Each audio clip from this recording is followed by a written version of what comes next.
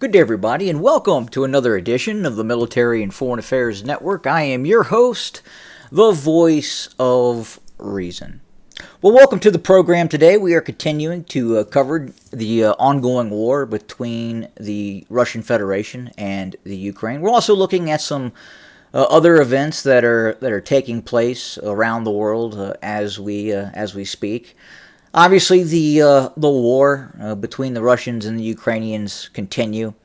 Overnight, the Russians, or within the last 24 hours, the Russians launched another series of ballistic, cruise missile, and kamikaze drone attacks against various targets across Ukraine. They have targeted a range of military bases and critical infrastructure designed to continue the ongoing war. And we anticipate that those attacks will continue, and we anticipate that probably every couple of days to every couple of weeks we will see larger and larger scale Russian missile attacks against Ukrainian forces. Now look, the French are continuing to talk about the possibility of deploying forces to Western Ukraine in a train and assist type of mission. The Estonians are now giving the Ukrainians what is essentially 1% of its gross domestic product to the war effort, claiming that if the Ukrainians are defeated, then the Estonians will be next. And quite often you hear NATO supporters talking about that if the Ukrainian military were to collapse, then we would see a Russian military operation towards the west, meaning Poland, possibly the Baltic states, what have you. We here at Military and Foreign Affairs Network believe that is incredibly remote possibility. We think the idea that the Russians would launch a military invasion designed to take control of territory in Poland is zero,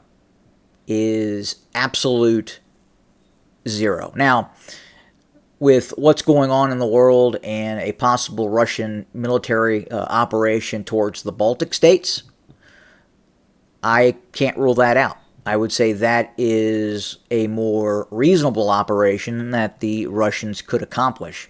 I don't believe at this point, though, the Russians have the military capability of fighting the Western alliance on the soil of Poland. It would be very difficult for the Russians at this time.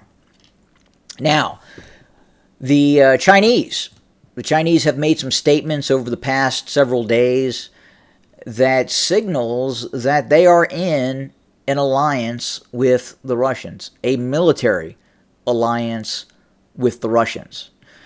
Now, if you listen to the Chinese defense minister talking about maintaining their perception of global justice aligned with the Russians' same perception, I think the West has a major problem.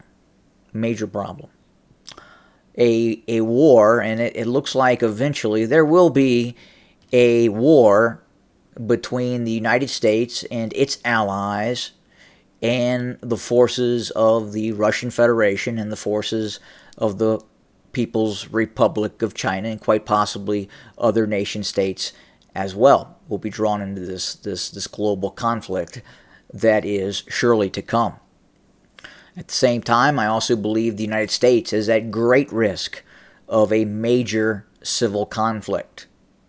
Things are very dark in the United States right now. I can tell you in my 50-some-odd years, I have never experienced what we are experiencing right now in these disunited states of America. I think we have the most incompetent person who they are claiming is the president, who in all likelihood is not the president in terms of being the president, in terms of executing in the office. I don't believe that is happening. I think he is incompetent. I think he is also in a state in which his mental faculties have completely departed him, and he is in no position to run the country. And then you have to ask, well, who is running the country now? And we can honestly say we don't know. We don't know who is running the United States at this very minute. We don't know. We don't know who really has the hand on the nuclear release trigger. We don't know who that is. They say it's the president. They say it's Joseph Biden. But I can guarantee you that is simply not the case. It is a group of people right now who are making decisions for Joseph Biden. Now, the Chinese, back to China. The Chinese have launched another space plane.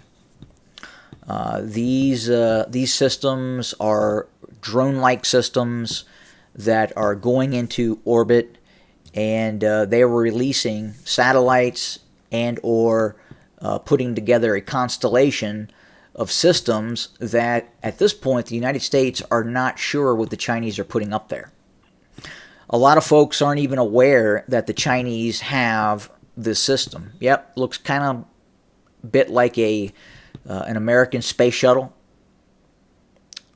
but it's not. It's not operated by humans. It's a drone system. It goes into space, and then whatever the Chinese would like to release into space, it has that capability, be it a satellite, what have you. Now, there has been some talk that the Chinese are in the early stages of a orbital bombardment system, a system much like possibly rods from God, possibly a railgun type system that can pummel targets from low Earth orbit.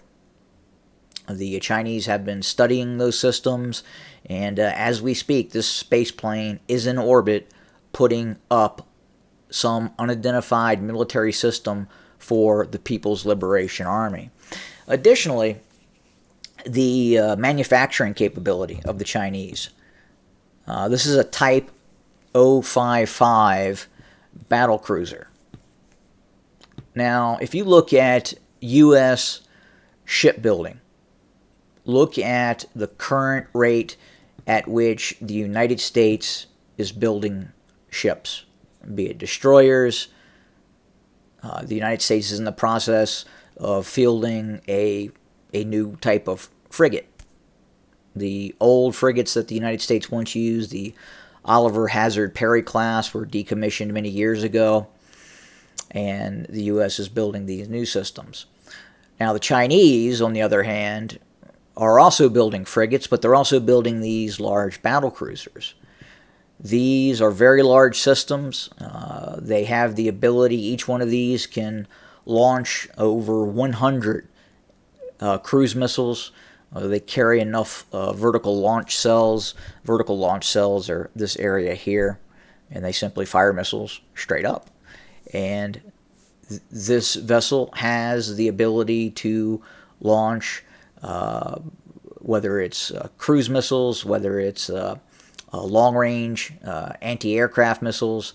It has that capability. Now, what's interesting, the Chinese have launched 8 of these systems. 8 of these systems over the past 4 years. 8 of these Type 055 destroyers have been built by the Chinese in just 4 years. They're building 2 of these per year. Now, at the same time that the Chinese are building these battle cruisers, they are also building other systems, other ships. They're building nuclear-powered attack submarines. Now, this technology is behind the United States, and I don't perceive that as too great of a threat. But they're also building other frigates. They're building helicopter carriers. They're building aircraft carriers. So the defense production capacity of China is far ahead of the United States right now. The United States would have to go into a war footing in order to start to match the capabilities of China in terms of Chinese production capability.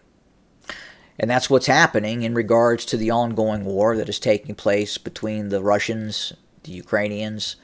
The Chinese are now directly supporting the Russians. The Chinese are now what the West was to the Russians in or during World War II.